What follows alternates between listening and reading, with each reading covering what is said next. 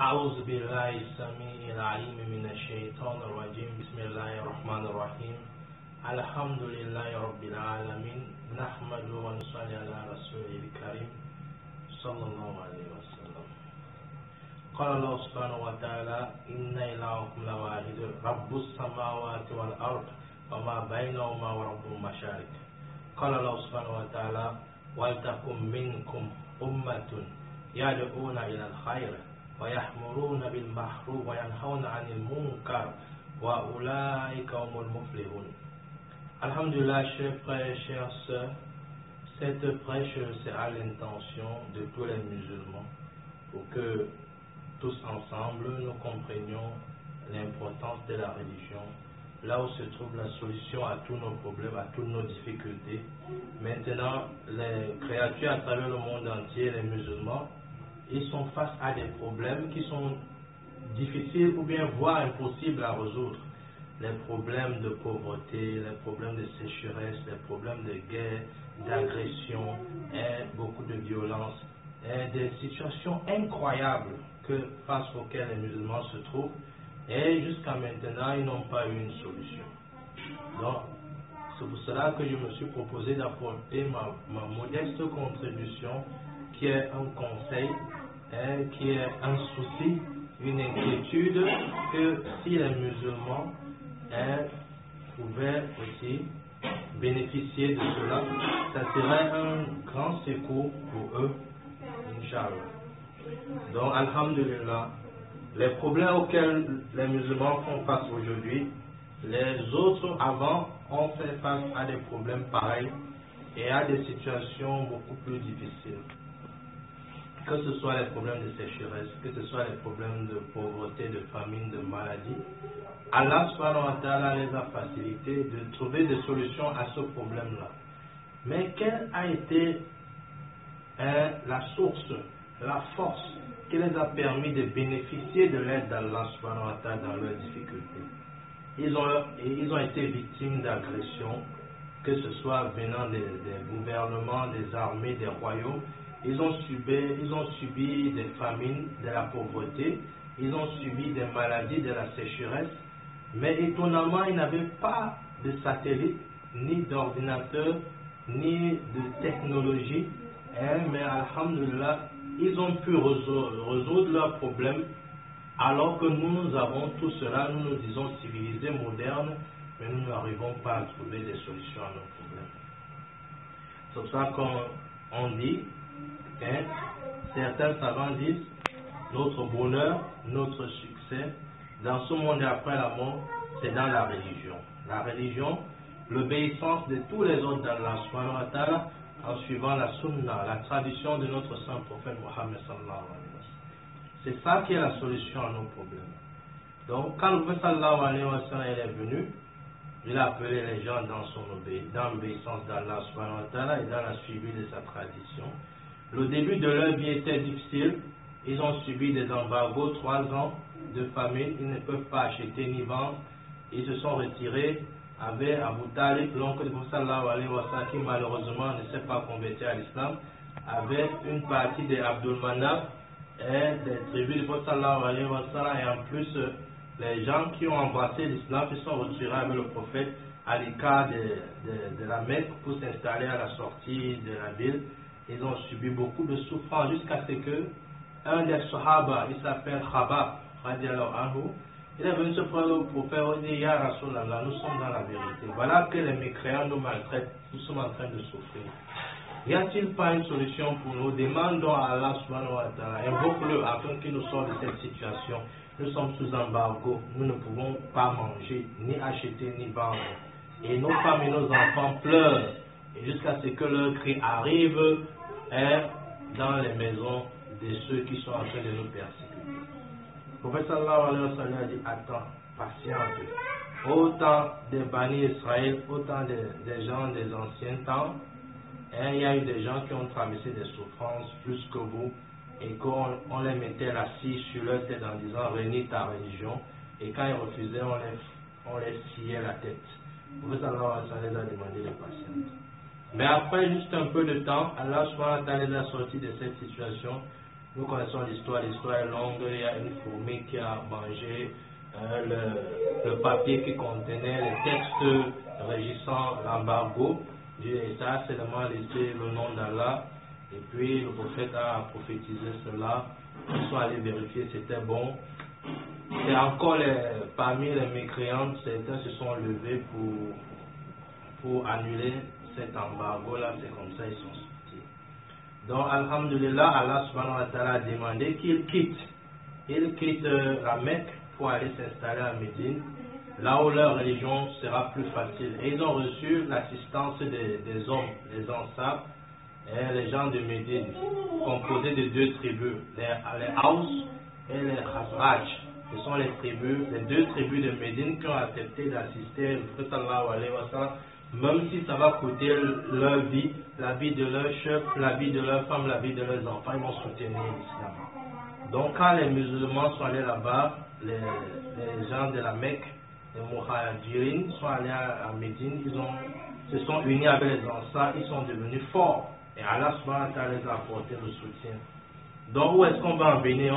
On va en venir, c'est comment ils ont fait pour s'en sortir face à toutes leurs difficultés. Donc quand ils sont arrivés à Médine, alors les mécréants étaient fâchés que ceux de la Mecque leur ont échappé et que l'islam est en train de grandir. Donc il y a eu une première bataille, parce qu'il y avait des musulmans qui avaient laissé leurs biens, ils ont quitté la Mecque, main vide, on les empêchait de sortir. Combien de fois qu'ils vont prendre leurs biens, ils sont sortis main vide, et puis comme ça, ils sont arrivés à la Mecque comme ça, tout pauvres, c'est les Médinois qui le sont. Donc le prophète sallallahu alayhi wa sallam, il a autorisé qu'ils peuvent attraper les caravanes des marchandises, des mécréants de la Mecque qui vont à Médine et qui vont au Yémen, et quand ça sera de retour là, ils peuvent attraper. C'est là qui a créé le problème de la bataille de Badr. À la bataille de Badr, le prophète sallallahu alayhi wa sallam est sorti avec 312 hommes, ou 316 avec lui aussi, pour intercepter cette caravane. Quand les Mécois ont appris cela, qu'on devait intercepter leur caravane, ils sont venus à 1000, armés juste aux dents, préparés pour le combat, pour s'en sortir, et pour combattre ceux qui voulaient arracher leurs biens. Donc comme ça, le prophète sallallahu alayhi wa sallam et les Sahaba se sont retrouvés coincés face dans un endroit où ils n'avaient pas prévu de venir combattre. Alors, il a demandé l'avis des Muhajirin. Qu'est-ce qu'on fait face à cette situation? Voilà une armée qui est venue pour nous combattre. Qu'est-ce qu'on fait? Les Muhajirin ont dit que c'est que le prophète sallallahu alayhi wa sallam a décidé, ils sont prêts. Et le prophète a demandé aux Ansar, et leur chef il s'est levé, Sa'd ibn Mu'az, il s'est levé, il dit, voilà, Ya Rasulallah, nous savons que c'est à nous que vous parlez. Prenez parmi nous ce que vous voulez, laissez parmi nous ce que vous voulez, et personne ne va se retrancher de vos recommandations.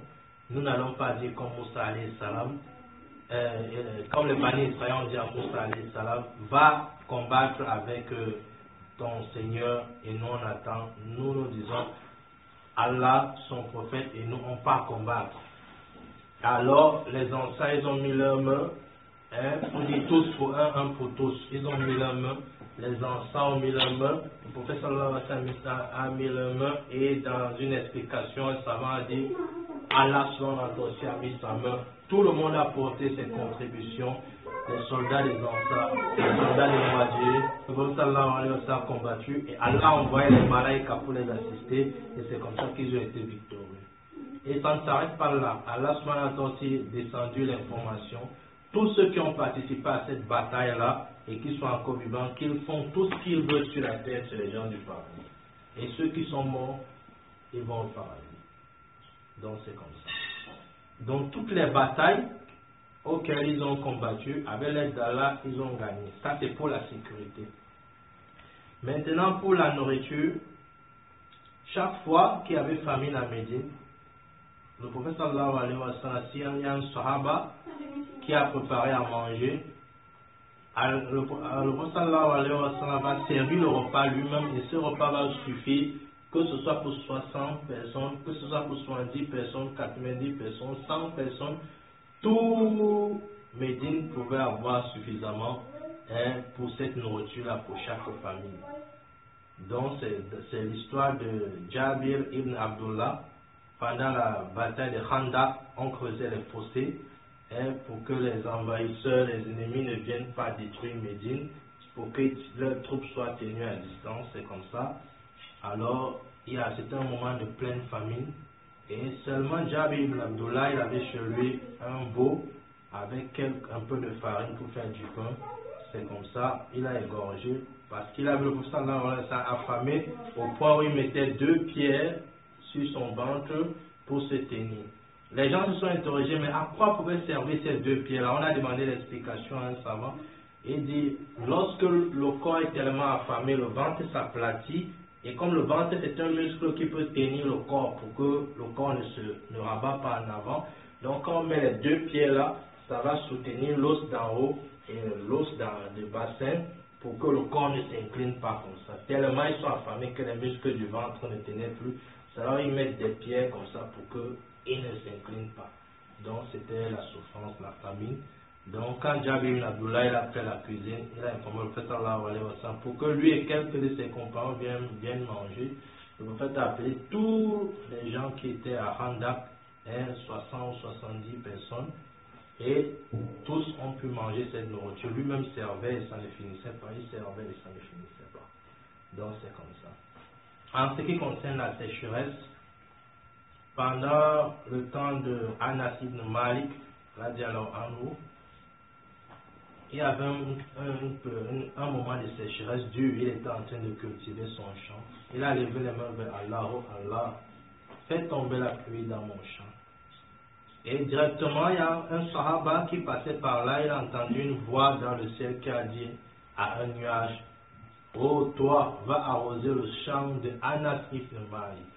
Et directement, il a vu comment le nuage a commencé à se déplacer à une vitesse facile à percevoir, et jusqu'à aller au-dessus du champ de Anas ibn Malik, et la pluie a commencé à tomber.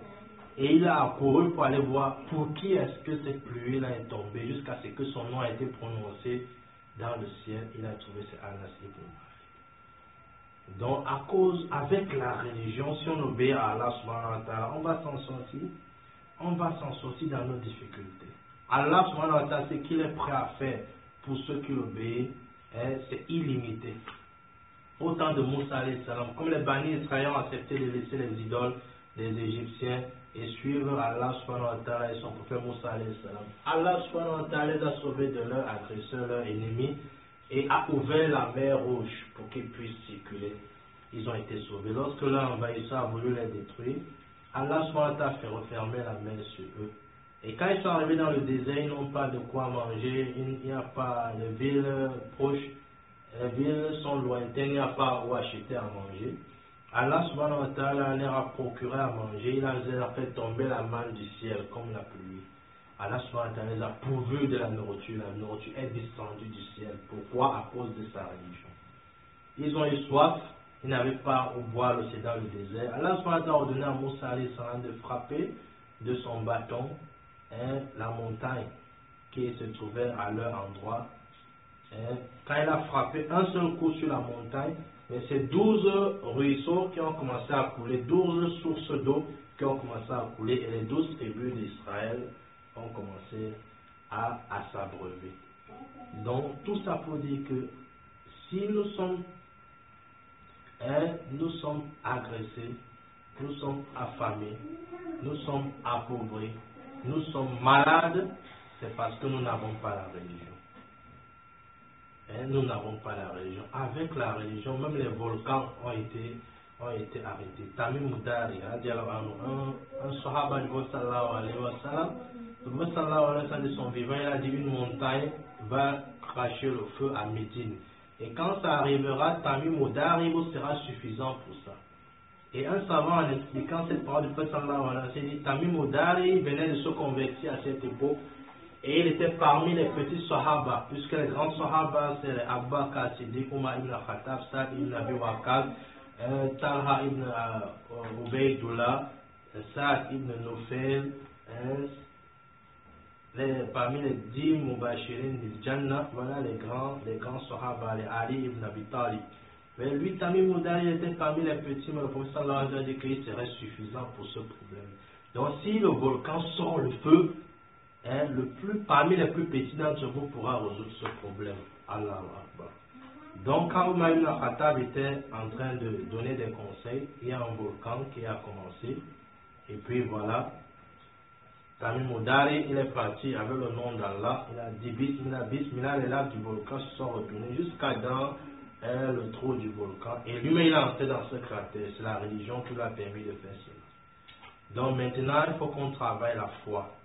Pour avoir la foi, si on a la foi, c'est ça qui va nous permettre d'obéir à Allah. Et si on obéit à Allah, tous nos problèmes seront résolus.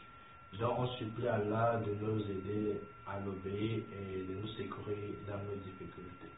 Donc on espère que notre modeste contribution aura aidé pour encourager, motiver les frères à attraper la religion, à arrêter la religion, à tenir la religion, à souffrir pour la religion, à se dépenser pour la religion.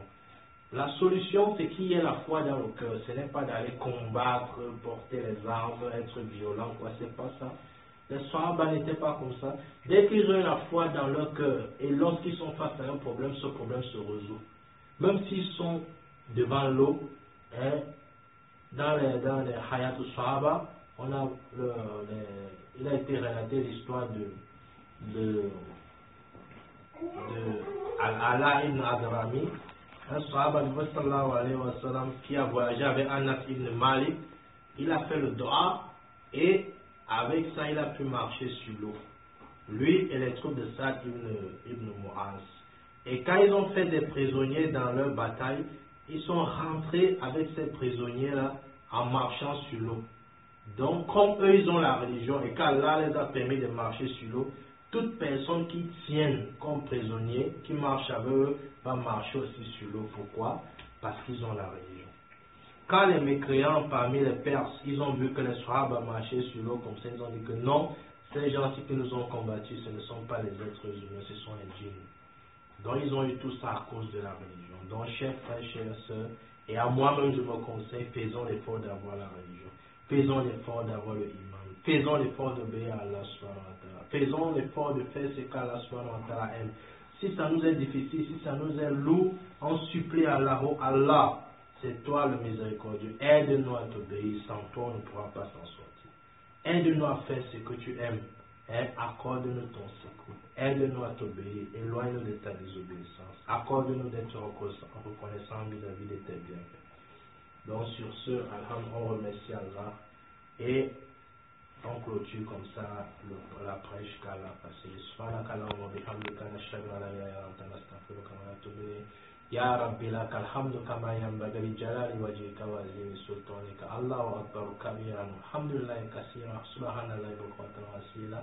Subhanallahi wa bihamdihi adana khalqi wa idana nafsi zinata arshi wa adana kalimati.